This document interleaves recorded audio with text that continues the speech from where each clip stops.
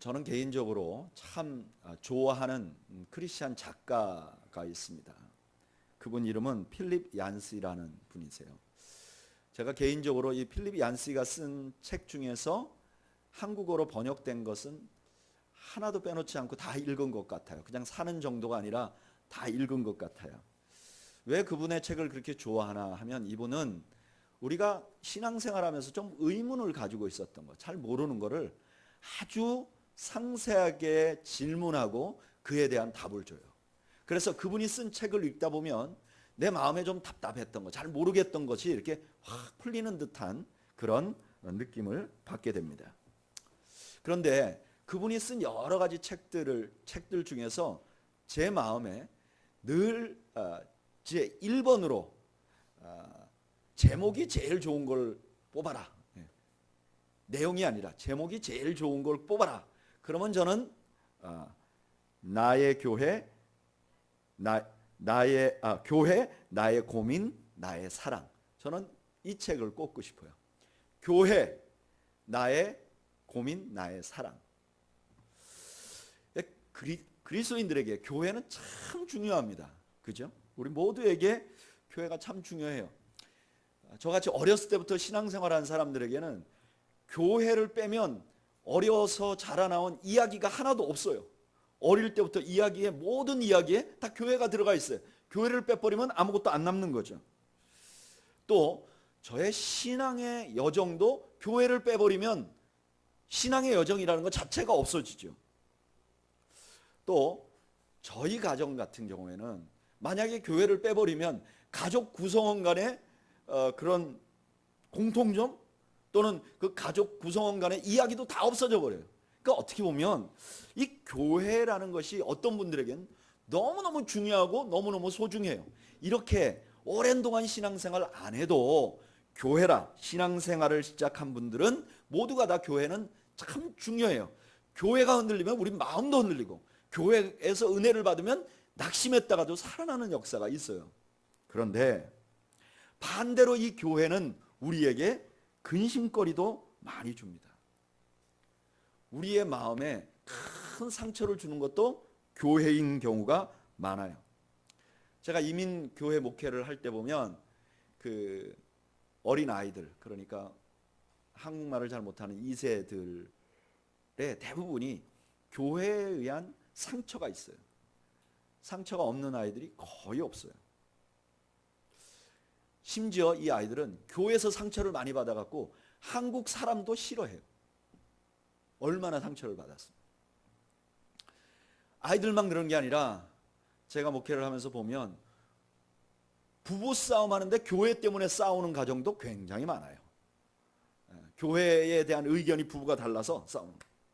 심지어 교회를 잘 다니고 있는데 교회가 문제가 생겨서 그분들을 다시 교회 밖으로 내보내는 경우도 많아요. 믿지 않게 하는 경우. 최근에 통계를 보면 우리 기독교인들, 한국 기독교 전체의 4분의 1이 교회를 다니지 않는 그리스도인이라고 그래요. 이 사람들은 교회를 다니면서 상처를 받았어요. 그래서 예수님도 좋고 하나님도 좋고 기독교 교리도 좋고 신앙도 다 좋은데 난 교회는 안 나가겠다. 이런 사람들이 4분의 1이 된다는 거예요. 여러분 한번 생각해 보세요. 여러분 누구 하나 전도하려고 그러면 얼마나 힘들어요. 근데 교회 들어온 사람들의 4분의 1을 교회 밖으로 내보낸다는 거예요. 신앙생활을 안 하도록 만든다는 거예요. 그래서 교회는 나의 사랑이면서 나의 고민인 거예요. 그런데 교회가 나의 사랑일 때는 괜찮은데 교회가 나의 고민일 때 우리는 이런 질문을 해볼 수가 있어요. 도대체 교회가 왜 필요하죠? 왜 이 땅에 교회가 있어야 됩니까? 제가 한번 여쭤볼게요, 여러분들에게. 교회가 왜 필요하죠? 여러분, 교회가 어떤 사람들의 추억거리를 만들어주기 위해서 모인다? 그럼 이거 투자가 너무 커요. 교회가 단순히 우리들의 신앙을 증진하기 위해서 모인다? 그러면 그 피해가 너무 커요. 혹시 여러분들 중에 교회는 목회자를 먹여 살리기 위해서 모인다 이렇게 생각하는 분은 없죠? 여러분들이 저를 위해서 있는 게 아닙니다. 제가 여러분들을 위해서 있는 거죠. 도대체 이 땅에 교회가 왜 필요하죠? 이렇게 문제도 많고 단점도 있는데 왜 교회라는 조직이 지금 이 땅에 이렇게 많은가? 왜 존재해야 하는가? 오늘 우리가 읽은 본문이 대답을 해줘요. 왜 이 땅에 교회가 존재해야 되는지, 아니 교회가 존재하는 이유가 무엇인지 우리 본문을 다시 한번 읽어볼까요? 10절 읽어보죠. 시작. 이는 이제 교회로 말미암아 하늘에 있는 통치자들과 권세들에게 하나님의 각종 지혜를 알게 하려 하심이다. 교회는 이 땅에 왜 있느냐? 하늘의 정사와 권세자들에게 하나님의 지혜를 알려주려고 있다 그래요. 여러분, 여기에 하늘의 정사와 권세자들은 천사를 말해요. 여러분, 천사는 모르는 게 없는 존재예요. 그러니까 다시 말하면 하늘에 있는 천사에게 뭔가를 알려준다 그러면 이 땅에 있는 인간은 아무도 모르는 무언가, 하늘의 천사도 모르니까 이 땅에 사는 사람들은 아무도 모르는 무언가를 가지고 있기 때문에, 그런 지혜를 가지고 있기 때문에 이 땅에 필요하다는 거예요. 그게 뭔가? 대답을 베드로전서 1장 12절이 해줍니다. 우리 찾아볼까요? 신약성경 베드로전서 1장 12절.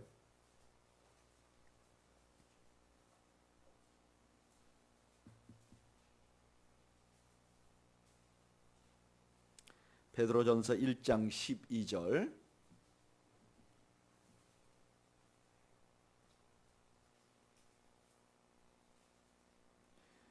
읽어보죠. 시작.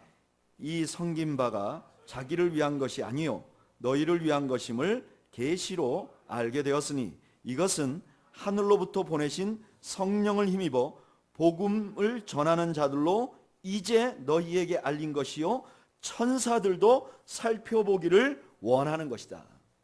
천사들도 알고 싶어하는 계시가 있는데, 비밀이 있는데 그 비밀을 누가 알려줬냐? 복음 전하는 자가 알려줬다는 거예요. 이게 바로 천사들은 모르고 교회는 아는 비밀이라는 거예요. 그게 뭐냐? 구원 계시예요. 어떻게 우리가 이 땅에 사람들이 구원을 얻는가? 이 구원 계시를 에베소서 3장 3절에는 비밀이라고 그랬어요. 한번 읽어볼까요? 에베소서 3장 3절, 오늘 본문이죠. 읽어보겠습니다. 시작. 곧 계시로 내게 비밀을 알게 하신 것은 내가 먼저 간단히 기록한 것 같으니. 계시로 뭘 알게 했다고요? 비밀을 알게 했다는. 이게 왜 비밀인가? 그 대답을 5절이 설명해줘요. 5절 한번 읽어볼까요? 읽어보죠. 시작. 이제 그의 거룩한 사도들과 선지자들에게 성령으로 나타내신 것 같이 다른 세대에서는 사람의 아들들에게 알리지 아니하였으니. 우리가 알고 있는 이 복음은 어떤 것이냐? 다른 세대의 사람의 아들들이란 구약시대 사람들을 말해요. 구약시대 사람들은 몰랐던 거라는 거예요. 여러분, 구약시대 사람들도 모르고 천사도 모르는 아주 귀한 비밀이 있는데 그게 무엇인가? 구원의 비밀이라는 거예요. 근데 그 구원의 비밀을 누가 알고 있느냐? 교회가 알고 있다는 거예요. 여러분, 교회가 왜 이 땅에 필요하는가? 이 땅의 백성들이 구원을 받게 하는 비밀을 이 땅에서 유일하게 알고 있는 사람들이 알고 있는 곳이 누구냐? 교회라는 거예요. 교회가 이 땅에 존재하는 것은 바로 우리가 구원 계시의 비밀을 가지고 있기 때문에 그렇다는 거예요. 이게 얼마나 소중한 것인가? 구약시대 사람들은요, 자신이 유대인이라는 걸 굉장히 자부심을 가졌어요. 근데 유대인이 그렇게 유대인으로서 자부심을 가졌던 이유가 뭐냐? 로마서 3장 1절 2절에서 설명을 해주는데 제가 읽어드릴게요. 그런즉 유대인의 나음이 무엇이며 할례의 유익이 무엇이냐? 범사에 많으니 우선은 그들이 하나님의 말씀을 맡았습니다. 유대인들이요, 그렇게 자랑스럽게 자기들이 생각했던 이유는 자기들이 구약의 율법을 맡아 갖고 있었다는 거예요. 그렇기 때문에 야, 우리는 율법을 가지고 있으니까 너희들하고 차원이 달라라고 말했다는 거예요. 근데 여러분, 그 율법이라는 건 뭐냐? 그림자 같은 것이었어요. 그 율법이라는 건 뭐냐? 사도 바울은 몽학 선생이라고 그랬어요. 몽학 선생은 아이가 학교 가기 전까지만 돌보는 선생님이에요. 그러니까 이건 제한적이라는 거예요. 예수님이 오면 다 이루어져 버릴 그런 계시를 그들이 가지고 있었는데 자랑스럽게 생각했다는 거예요. 그런데 교회가 가진 복음은 뭐냐? 그 구약 사람들이 가졌던 그림자가 아니라 진품이라는 거예요. 그리고 이거는 영원한 것이라는 거예요. 우리가 가지고 있는 이 복음이, 이 구원이 어떤 역할을 하는가를 잘 보여주는 사건이 하나 있어요. 그게 사도행전 16장에 나와요. 사도행전 16장에 보면 사도 바울과 실라가 감옥에 갇힙니다. 그런데 사도 바울이 감옥에 갇혀 있을 때 이제 옥문이 흔들립니다. 그리고 문이 열려버려요. 그러니까 그걸 지키던 간수가 문이 열리는 거 보고 사도 바울이 도망간 줄 알았어요. 근데 그게 이 간수에게는 아주 결정적인 문제거리였어요. 왜냐? 그때 당시에 감옥을 지키는 간수가 그 안에 있는 죄수를 놓치면 사형을 당해야 했어요. 그러니까 이 간수는 이제 사도 바울이 도망했으면 반드시 죽게 돼 있어요. 이건 살 길이 없어요. 그래서 죽고 싶어 했어요. 그때 사도 바울이 말했어요. 뭐라고요? 우리가 여기 있다. 그랬더니 그 간수가 그 사도 바울에게 말해요. 내가 어떻게 하여야 구원을 얻으리까? 이거는 그 당시의 말로는 이런 뜻이에요. 아, 이게 죄수가 문이 열려서 당신 말고 도망간 사람도 있을 수 있는데 이러면 나는 반드시 사형을 당할 것입니다. 나는 죽음의 직면에 있습니다. 내가 어떻게 하면 이 죽음에서 살 수 있겠습니까? 사도 바울이 그 질문을 영적으로 대답해 줘요. 그게 매우 유명한 우리 모두가 알고 있는 말씀이에요. 사도행전 16장 31절 뭐죠? 그런즉 주 예수를 믿으라. 그리하면 너와 내 집이 구원을 얻으리라. 아멘. 사도 바울은 이것을 영적으로 가르쳐 주는 거예요. 간수님, 예수님을 믿으시면 당신이 구원을 얻게 될 것입니다. 바로 이 장면에서 간수는 온 인류가 처한 모습을 보여주는 거예요. 우리 모두는 그 간수와 같이 꼼짝없이 죽을 수밖에 없는 존재들이었어요. 그런데 하나님께서 그의 아들을 이 땅에 보내시고 그리고 그의 아들을 십자가에 매달심으로 인해서 우리가 구원받을 수 있는 길을 열어주신 거예요. 여러분 믿으십니까? 이 비밀을 아무도 모른다는 거예요. 우리는 너무 쉬운데 아무도 모른다는 거예요. 그런데 그 예수님을 믿기만 하면 어떻게 된다고요? 구원을 얻게 된다는 거예요. 그래서 이 계시는 기쁜 소식이에요. 온 세상을 기쁘게 만들 수 있는 소식이에요. 그런데 그 이 온 세상을 기쁘게 만드실 소식을 누가 가지고 있느냐? 교회만 가지고 있다는 거예요. 그래서 교회는요, 아무리 허접하게 보여도 이 세상의 소망이에요. 희망이에요. 만약에 이 세상에 교회가 없어지면 복음도 묻혀버리고 예수님의 십자가도 전할 사람이 없어지는 거예요. 그래서 교회가 우리의 사랑이기도 하고 고민거리가 된다 할지라도 하나님은 이 땅에 교회를 아직도 존재하게 하는 거예요. 여러분, 교회가 문제가 있죠. 때때로 하나님의 영광을 가리기도 하고 또 어떤 때는 교회 나가는 것보다 안 나가면 더 편할 때도 있어요. 그러나 교회가 없으면 세상에 희망이 없어요. 교회가 없으면 구원받을 길이 없어요. 제가 한번 다시 여쭤보겠습니다. 이 땅에 교회가 왜 있어야 하죠? 저를 따라하시죠. 복음을 가지고 있는 유일한 장소이기 때문이다. 여러분, 교회가 왜 이 땅에 필요한가? 복음을 가지고 있는 유일한 기관, 복음을 가지고 있는 유일한 존재이기 때문에 그래요. 자, 교회가 이 땅에 왜 존재해야 되는지를 아는 순간 우리는 자연스럽게 교회가 해야 할 중요한 사명도 알게 됩니다. 여러분, 교회가 없어지면 이 땅의 모든 세상은 죽음에 직면하고 영원한 지옥에 갈 수밖에 없어요. 근데 교회가 가지고 있는 이 복음이 이 땅의 모든 사람들을 살릴 수 있는 기쁜 소식이에요. 그래서 교회가 해야 될 가장 중요한 사명은 무엇일까요? 그것을 전하는 거예요. 우리가 가진 복음을 전하는 거예요. 여러분, 교회가요, 사회 참여도 해야 돼요. 봉사도 해야 돼요. 컴패션도 도와야 돼요. 아니면 나라가 어지러우면 애국적인 일도 해야 돼요. 그런데 이런 모든 것은 교회가 아니라도 할 수 있어요. 그런데 복음 전하는 것은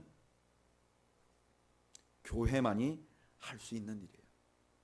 그리고 우리가 이 교회에게 주신 이 중요한 사명을 감당할 때 우리 주님께 칭찬받을 수 있는 종들이 되는 거예요. 마태복음 25장에 보면 우리가 알고 있는 유명한 달란트 비유가 나옵니다. 주인이 먼 길을 떠나면서 종들 3명을 불러놓고 한 사람에게는 5달란트를 주고 그 다음 사람에게는 2달란트를 주고 그 다음 사람에게는 1달란트를 줬어요. 그리고 주인이 다시 돌아왔어요. 그리고 종들을 불렀어요. 그리고 계산을 하기 시작했어요. 근데 여러분, 그때 계산할 때 이 주인이 뭐에 대해서 계산을 하죠? 맡겨준 거에 대해서 계산해요. 주인이 너 그동안 얼마나 건강이 좋아졌니? 너 얼마나 친구가 많아졌니? 너 문학적으로, 예술적으로 어떤 일을 했니? 이렇게 물어보지 않아요. 주인의 관심은 뭐냐면 그 달란트, 그들에게 준 그 달란트에 대한 것을 물어봐요. 만약에 그 주님께서 이 땅에 오셔서 교회들에게 물어보면 교회들을 계산할 때 그때 가장 먼저 하는 것은, 아니 유일하게 하는 것은 그 교회가 복음을 전하고 있는가입니다. 여러분, 만약에 주님이 우리는 교회에 와서 물어보면 우리는 5달란트 받은 사람일까요? 2달란트 받은 사람일까요? 1달란트 받은 사람일까요? 우리는 교회는. 여러분, 교회라고 말하니까 편안하시죠? 아니, 좀 더 좁혀서 나에게 주님이 물으시면, 오셔서 계산하자 하면 주님이 첫 번째로 물을 게 너에게 준 그 복음을 얼마나 전했는가 라고 물어보면 저와 여러분들은 5달란트 받은 사람일까요? 아니면 2달란트 받은 사람일까요? 아니면 1달란트 받은 사람일까요? 우리 중에 이렇게 말할 수 있는 사람들이 있을 거예요. 주님, 제 꼴을 보세요. 제가 전도하게 생겼나? 저는 저 하나 간수하기도 어려워요. 매주일 그냥 교회 나오는 것도 어려운데 제가 어떻게 전도를 합니까? 주님, 우리는 교회를 보세요. 목사님도 서울 왔다 갔다 하고 도대체 여기에 아무도 없는데 전도해서 뭘 한단 말입니까? 여러분, 이 말이 조금 뭐하고 비슷하게 들리지 않아요? 제가 주인이 마음이 단단한 사람인 줄 알고 그 1달란트를 묻어놨습니다 라고 말하는 1달란트 받은 사람하고 비슷하지 않는가요? 만약에 교회가 이 복음을 전하지 않으면 어떻게 될까? 제가 이걸 생각하면서 말씀 준비하면서 묵상하는데 에스겔 47장 말씀이 생각이 나더라고요. 에스겔서 47장에 보면 하나님께서 비유를 하나 말씀하세요. 그 비유는 뭐냐면은 성전 문지방에서 물이 나오는 거예요. 근데 이거는요, 상당히 상상하기 어려워요. 여러분, 성전이 어디 있죠? 예루살렘이라는 산 꼭대기에 있어요. 그리고 그 성전 말고 그 다윗 성도 산 꼭대기에 있어요. 이 다윗성에 물을 구하려면 어떻게 했느냐? 실로암 물을 구하려고 깊은 구멍을 뚫어서 바깥으로 나와서 물을 길어와야 돼요. 그런데 성전 문지방에 물이 흘러나온다는 건 상상할 수가 없는 거예요. 그런데 성전 물지방에 물이 이렇게 흐르다가 점점 흐르다가 그 이스라엘 전체를 적시고 마지막에는 어떻게 되는가? 9절에 보면 이렇게 말해요. 이 강물이 이르는 곳마다 번성하는 모든 생물이 살고 또 고기가 심히 많으리니 이 물이 흘러 들어가므로 바닷물이 되어 살아나겠고 이 강이 이르는 각처에 모든 것이 살아나겠습니다. 성전에서 흐르는 물에 의해서 그 주변이 다 살아난다는 거예요. 이건 교회 모습과 매우 유사해요. 교회들이 그 복음을 흘려보내면 그 복음에 의해서 온 세상이 살아나는 역사가 일어나는 거예요.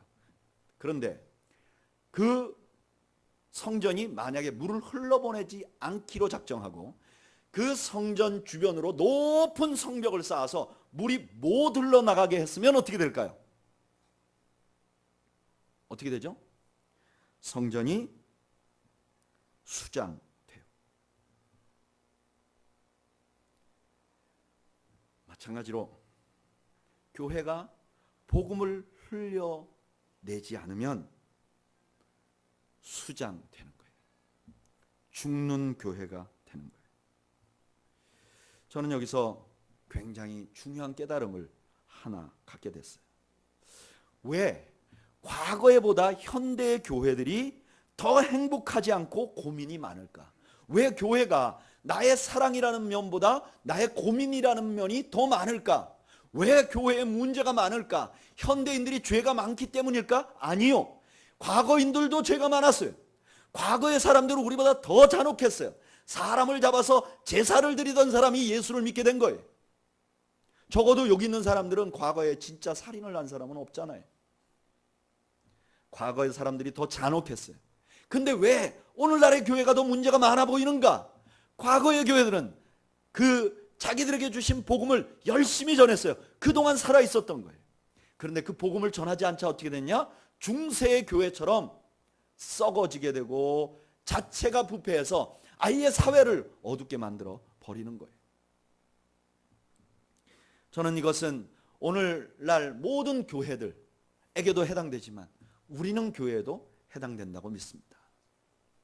우리가 복음을 흘려보내지 않으면 우리 안에 문제가 더 커 보이고 우리 안에 우리 자신들이 수장돼서 기쁨을 잊어버리고 감격을 잊어버리게 되는 거예요. 저는 우리는 교회가 복음을 전하는 것을 회복하는 역사가 일어나기를 주의 이름으로 축원합니다. 또 우리 모두가 어떤 상황에 있어도 교회 이름으로 그리고 우리 자신이 주의 복음을 전하는데 헌신하는 그런 성도들이 되시기를 주의 이름으로 축복합니다. 그런데 여기 하나님의 지혜라 그 복음이라는 것을 설명할 때 조금 이상한 단어가 하나 들어가 있어요. 뭐라고 되어 있냐면 하나님의 무슨 지혜라고 말하냐면 각종 지혜라고 말해요. 그래서 우리는 이렇게 생각할 수 있어요. 아, 하나님의 지혜가 있는데 뭐 어떤 거는 건강을 위해서, 어떤 건 돈 많이 버는 거, 어떤 거는 뭐 사람들과의 대인관계, 어떤 거는 하나님 잘 섬기는 거, 이런 여러 가지 지혜가 있나 보다 라고 생각을 하기가 쉬워요. 그런데 이 말의 원뜻은 뭐냐면은 채색, 찬란한 이런 뜻이 있어요. 여기 채색이라는 것은 야곱이 요셉에게 입혔던 채색 옷, 색깔이 다른 옷을 의미해요. 여러분 왜 이 단어를 굳이 사용했을까? 우리는 그 이유를 3장 6절에서 알 수 있어요. 우리 3장 6절 찾아볼까요? 읽어보죠. 시작. 이는 이방인들이 복음으로 말미암아 그리스도 예수 안에서 함께 상속자가 되고 함께 지체가 되고 함께 약속에 참여하는 자가 됨이라. 아멘. 이 하나님의 복음이 이 땅에 퍼질 때 죽어가는 사람들이 살아나는 역사가 일어나는데 그 복음이라는 게 뭐냐? 어떤 때 이 복음이 진짜 역할을 하느냐? 찬란할 때 각각 다른 색깔의 존재들이 함께 모여 있을 때 된다는 거예요. 복음의 아주 중요한 특징 중에 하나가 그거라는 거예요. 구약의 이스라엘 사람들은 이렇게 생각했어요. 하나님의 말씀 오직 유대인들을 위한 것이야. 그러니까 아버지가 유대인이고 엄마가 유대인인 유대의 족보를 가진 사람들만 하나님의 백성이 될 수 있어. 그 사람들이 모이면 얼굴 색깔이 다 똑같았어요. 그런데 이 복음, 천사도 몰랐던 복음, 구약의 성도도 몰랐던 이 예수 그리스도의 복음은 어떤 것이냐? 색깔이 찬란한 복음이에요. 그러니까 검은 얼굴을 가진 사람, 하얀 얼굴을 가진 사람, 노란 얼굴을 가진 사람, 빨간 얼굴을 가진 사람 다 올 수 있는 거예요. 여자, 남자, 종이나 자유자나 누구나 다 올 수 있어서 함께 예배하는 공동체, 다시 말하면 장벽이 없는 공동체, 이게 원래 이것이 교회가 가지고 있는 복음의 중요한 색깔이라는 거예요. 근데 이것은 원래 하나님의 마음이시기도 했어요. 여러분, 하나님은 처음부터 온 인류의 하나님이셨어요. 하나님은요, 이방인들이나 가축까지도 아끼셨어요. 하나님은 이방인들이 성전에 와서 예배하기를 원했어요. 그래서 성전에 보면 유대인 남자가 들어가는 곳, 그 다음에 유대인 여자가 들어가는 곳, 그리고 이방인들이 들어가는 곳을 만들었어요. 예수님께서 성전에 들어가서 성전을 정결케 하신 것은 남자들이 들어가는 곳도 아니고 유대인 여자들이 가는 곳도 아니고 이방인들이 들어가는 곳을 청소했어요. 왜냐? 이 유대인들은 이방인의 뜻은 필요가 없는 거예요. 왜냐하면 저들은 하나님을 믿을 필요가 없어. 하나님은 이방인, 유대인 아닌 사람은 받을 필요가 없다고 생각하는 거예요. 그래서 그 사람들이 거기다가 장사를 벌려놓은 거예요. 그런데 예수님은 이게 원래 하나님 뜻은 아니에요. 하나님은 원래 어떻게 하기를 원하냐? 모든 만민이 하나님 앞에 가서 기도하기를 원해요. 그 사람이 이방인이건 유대인이건 흑인이건 백인이건 그 사람이 종이건 자유자건 남자건 여자건 누구든지 와서 하나님을 경배하기를 원해요. 그래서 이방인의 뜻을 마련한 거예요. 그래서 예수님께서 채찍을 드시고 그걸 정결케 하신 거예요. 만민이 기도하도록 만들기 위해서. 여러분, 바울이 여기서 말하는 각종 지혜는 무엇인가? 각각 다른 사람들이, 각각 다른 성향의 사람들이, 각각 다른 컬러를 가진 사람들이 모여서 함께 모여서 만드는 그 복음, 그 교회를 사도 바울은 비밀이라고 말한 거예요.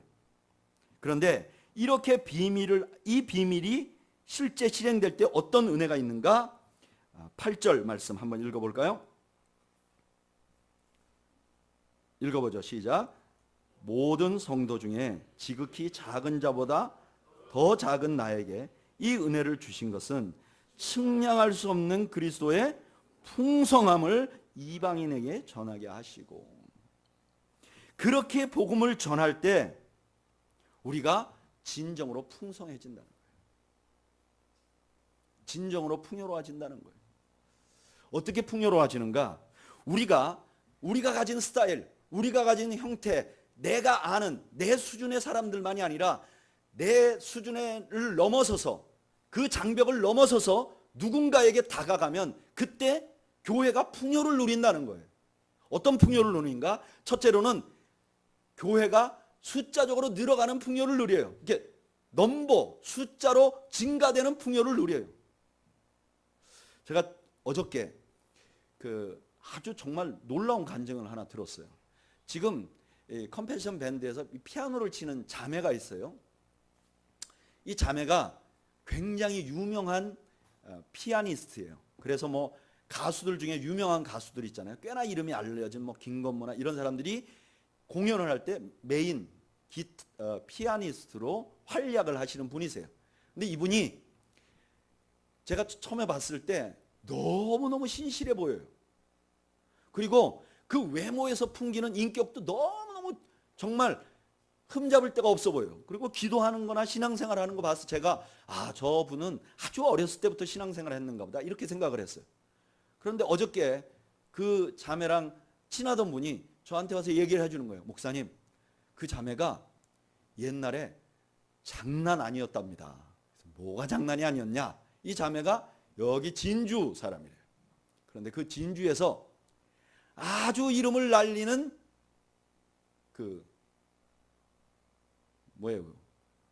방황하는 청소년이었답니다. 그래서 이미 초등학교를 졸업하면서 성인 문화에 입문을 하셔가지고 술, 담배는 물론이요, 싸움과 가출을 일삼던 자매였다는 거예요. 가족들하고도 담을 완전히 싸우고 특히 어머니하고는 말도 안 하던 자매였다는 거예요. 그래서 학교를 아예 거의 다니질 않아. 요즘 같으면 아마 퇴학당했을 텐데, 그래도 그 자매가 나이가 있어. 그때는 때리고 퇴학 안 시키는 그런 풍토였었던 것 같아요. 근데 이 자매가 할 게 아무것도 없으니까 엄마가 이리 끌고 저리 끌고 다녔는데 마음을 못 붙이는 거예요. 그래서 어머니가 이 자매를 그 진주에 있는 이렇게 음악 학원 같은 데 보낸 거예요. 근데 얘가 음악 학원에 가니까 이게 이 피아노를 치는 게 약간 재밌는 거예요. 그래서 얘가 거기서 그 피아노를 치는 거에 재미를 붙여서 피아노 연습을 열심히 하기 시작했어요. 자기 좋아지니까. 근데 얘가 재능이 있으니까 피아노가 점점 느는 거예요. 그래가지고 급기야 고등학교를 졸업했을 때는 서울에 있는 모든 예능 피아노과에 모두 입학할 만큼 실력이 뛰어나게 됐대요. 그래서 이제 얘가 입학했다는 소식을 가지고 그 원장 선생님에게 갔대요. 뭐 엄마하고는 말도 안 하니까 원장 선생님에게 그 소식을 두고 갔는데, 그 원장 선생님이 너무너무 기뻐하고 막 울면서 그 자매를 안아주면서 내가 이제야 내가 너한테 해줄 말이 있다. 그러면서 해준 말이 뭐냐면은, 이 어머니가, 그러니까 이 자매 어머니가 이 자매를 그 피아노 학원에 데려다 놓고 그동안 수업료를 한 번도 안 냈대요. 수업료를 몇 년 동안 한 번도 안 낸 거예요. 생각해 보세요. 이 피아노 선생님 입장에서는 애가 껄렁껄렁해. 벌써 뭐 중학생인데 얘가 담배 냄새도 나고 술도 취해서 와. 게다가 돈도 안 내. 그럼 여러분, 이게 어떻게 했겠어요? 보통은 다 내보냈겠죠. 근데 이분이 걔가 그걸 좋아하니까 그냥 말없이 계속 했던 거예요. 그 어머니한테 이제 딸이 이제 얘기를 했죠. 엄마 이렇게 이마저마해서 이랬으니까 어머니가, 나는 네가 계속 다닌지 몰랐다는 거예요. 다닌지 알았으면 냈을 텐데 뭐 서로 말을 안 하니까 얘가 계속 다닌 것도 모르는 거예요. 그래서 어머니가 너무 미안해서 그 수업료를 다 가져왔대요. 그래서 줬더니 그 원장님이 이렇게 말했대요. 야, 내가 이걸 지금 다 받아야 뭐가 좋겠냐. 너가 내가 너한테 한 것처럼 너도 누군가를 그렇게 해주면 좋겠다. 그런데 이 원장님이 자기가 4년인가 5년을 그 학원 다녔는데 한 번도 교회, 예수님 혹은 교회 가자 이런 말을 한 적이 없대요. 근데 자기가 그 원장님을 보면 교회를 왔다 갔다 하시는 분이라는 건 자기가 알았다는 거예요. 그래서 이 자매가 대대로 아주 독실한 불교 가정에서 자랐어요. 그래서 그 자매는 집에 들어갈 때 합장을 하고 들어간답니다. 집에 들어갈 때, 자기 집인데 들어갈 때 합장을 하고 들어간대. 그리고 어디 멀리 갔다 나오면 반드시 자기들이 세워놓은 절에 가서 그 공을 들이고 가고, 어디를 떠날 때는 그렇게 공을 들이고 떠나야 되는 아주 독실한 그 가정이. 근데 이 자매가 너무너무 이상하다는 생각을 했대요. 자기가 생각할 때는 교회 다니는 사람들은 저런가? 그래서 교회 다니는 사람들에게 마음이 좀 열렸다는 거예요. 그런데 어느 날 피아노를 치는 사람이니까 연주를 위해서 피아노를 곡을 치는데 나 같은 죄인 살리심. 근데 이거를 늘 악보만 봤대요. 가사를 볼 필요가 없잖아요. 악보만 봤대. 그래서 늘 연습을 했는데 어느 날 악보 밑에 가사가 있는 거를 보게 됐답니다. 그래서 가사를 보면서 피아노를 치는데 그만 정말 하나님의 감동이 임한 거예요. 성령이 임한 거예요. 거기서 그 나 같은 죄인이 자신이라는 사실을 알게 되고 거기서 대성통곡을 하고 거기서 바뀌어버립니다. 그리고 이 자매가 지금도 어떻게 하냐면은 자기가 연주 일정이 아무리 많아도 한 달에 1년에 며칠을 빼가지고 아프리카의 어떤 특정 지역을 계속 방문한대. 그래서 거기 가서 거기 있는 아이들에게 무료로 피아노를 가르치고 온다는 거예요. 여러분, 절대로 부자가 아니에요. 실용음악 하는 사람들이 돈이 많지 않아요. 그리고 이 사람들은 어떤 공연이 있는데 그걸 거절 못해요. 공연이 잡히면 그럼 무조건 가야 돼. 한번 거절하면 그 길이 막히는 거예요. 그런데 자기가 정해놓은 시간에 항상 가서 아프리카에서 피아노를 가르친다. 제가 그걸 들으면서 이런 생각이 들었어. 복음은 이렇게 전해야 하는 거구나. 우리 안에 있는 복음을 어떻게 전해야 하는가. 이렇게 삶으로 전해야 하는구나. 삶으로 전하면 이것이 나도 모르는 사이에 사람들을 복음으로 들어올 수 있도록 만드는구나. 그래서 그 자매가 예수를 믿었고요. 그리고 그 자매로 인해서 그 집안에 딸이 셋이 있는데 딸 셋은 다 예수 믿었대요. 그리고 지금도 아프리카에 가서 믿지 않는 사람들에게 피아노 가르치면서 예수님을 전한다는 거예요. 그 피아노 학원 선생님 한 분이 장벽, 나는 쟤하고 좀 다를 것 같아. 저 어린애가 담배 냄새 나고 술 냄새 나고 저 집에도 들어갔는지 안 들어갔는지 그냥 외면해 버렸으면, 장벽을 넘어가지 못했으면 이 세상에 그 자매와 그 자매의 가정, 그리고 아프리카에 있는 사람들에게 풍요는 누가 전해줄까요? 여러분, 복음이 전해지면, 우리가 복음을 전하면 그곳에 풍요가 오는 거예요. 뿐만 아니라 그렇게 복음을 전할 때 우리가 진정한 풍요를 우리가 누리게 되는 거예요.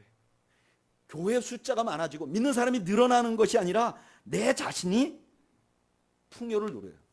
교회에 다니는 분들이 참 많이 실수하는 게 뭐냐면은, 교회 다니다 보면 이런 생각이 들잖아요.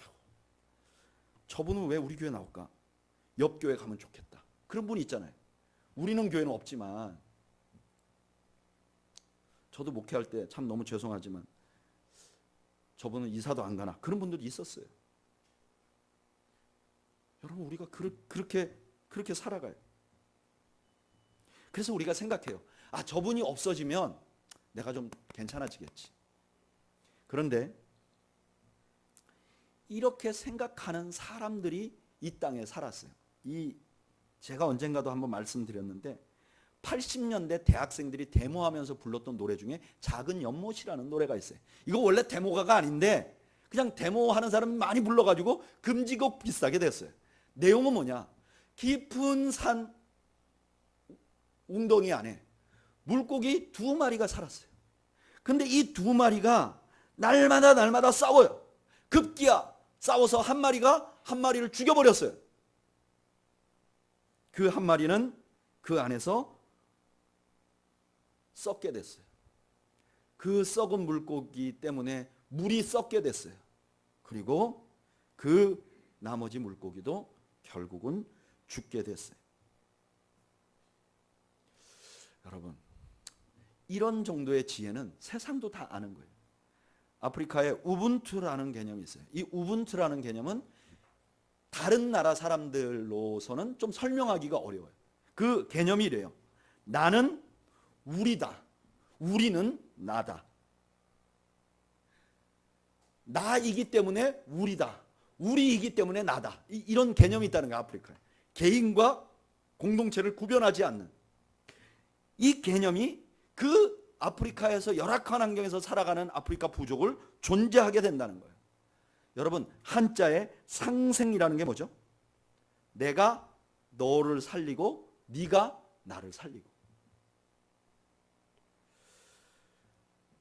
여러분, 잘 생각해 보세요. 내가 교회 다닐 때 언제가 제일 행복했나요? 언제가 제일 행복하냐면 교회가 하나 될 때 제일 행복해요. 그렇죠? 교회에서 풍요로운 거 언제 제일 풍요로워지나요? 교회가 하나 됐을 때 풍요로워요. 그러면 그 하나 된다는 건 언제 되나요? 내가 나를 내려놓고, 나의 문화적인 특성을 내려놓고 다양함을 받아들여서 교회 안에 저렇게 생긴 사람도 있고 이렇게 생긴 사람도 있고 이만큼 돈 있는 사람도 있고 이만큼 가난한 사람도 있는데, 그거를 우리가 함께 참 좋다. 나는 빨간색인데 저 사람 파란색이라서 우리가 보라색이 있고 주황색이 있고 노란색이 있으면 우리가 무지개가 될 수 있지 않을까? 이렇게 마음을 바꾸는 건 말이죠. 그래서 다르기 때문에 귀하고 다르기 때문에 존중하는 마음이 바로 복음의 마음이고, 이 복음의 마음을 가질 때 우리가 진정으로 풍요를 누리게 된다는 거예요. 제가 설교 시간이지만 아주 속된 말, 좀 더러운 말을 한마디 하겠습니다. 예전에 어떤 목사님이 미국에 와서, 한국에서 목회를 꽤 잘한다는 분인데 와서 이런 얘기를 하더라고요. 이민 목회하는 목사님들에게, 목사님, 교인들 중에서 힘들게 하는 분들 많죠. 정말 그 공동체를 악취나게 하는 분들 많죠. 근데 목사님들 잊지 마세요. 똥물이라도 있어야 배를 젓지 그물마저 없으면 배는 저어갈 수 없습니다. 그거에 대해서 감사해야 됩니다. 제가 잊혀지질 않아요. 우리 중에 다른 사람, 저 사람은 악취가 나는 것 같은 사람, 그런 사람이 있어야 노가 저어지는 거예요. 혼자서 예배 드려보세요. 좋겠어요? 여러분들 중에 누가 이경열 목사하고 여러분하고 단독으로 앉아서 예배 드리는 걸 원하시겠어요? 그런 분들은 정말 이상한 분들이에요. 우리가 함께 있을 때 우리 자신이 풍요로워지는 거예요. 나도 모르게 내 옆에 앉아있는 저 사람 때문에 내가 따뜻해지고 내가 든든해지는 거예요.